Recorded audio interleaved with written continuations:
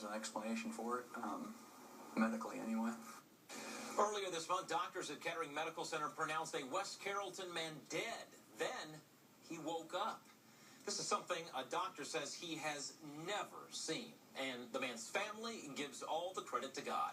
News Center 7's Andy Sedlak talked to everybody involved today. He's live at the News Center with his story. Andy, very interesting. It really is, James. And when you see Tony Yahle, you see a person who seems like a healthy 37-year-old man. He says he doesn't have a lot of health problems, but those close to him say what happened earlier this month was much more than a resuscitation.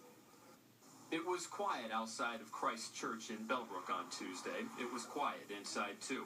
All ears were on Tony Yahle. For the first time, he spoke out about a series of events that have many people using the word miracle. Nobody really has an explanation for it, medically anyway. Earlier this month, his family found Tony's breathing was off and he had no pulse. Family members did CPR and he was eventually taken here to Kettering Medical Center. The hospital tells me Tony was coded for 45 minutes. A team of medical personnel tried to stimulate his heart. He was declared dead the afternoon of August 5th.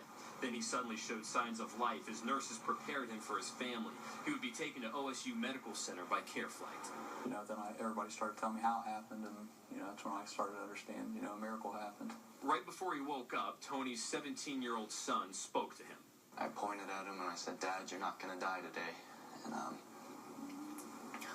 I stood there for about a few more seconds, and I was about to walk back to, comfort the family. That's when he started showing signs of a heartbeat. Went from hopeless to hope in an instant.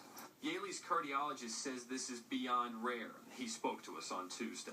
But in the last 20 years, I've never seen anybody who we have pronounced dead. And actually, the patient we saw, there was no activity when we stopped doing all our efforts.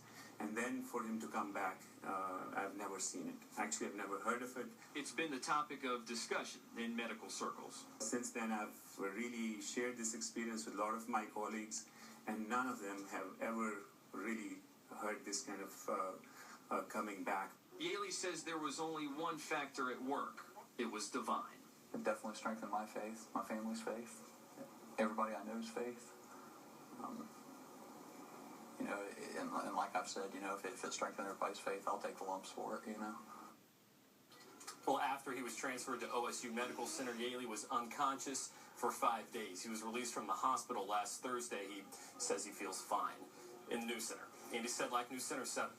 Police in Central Ohio asked Border Control agents to be on the lookout for a missing 3-year-old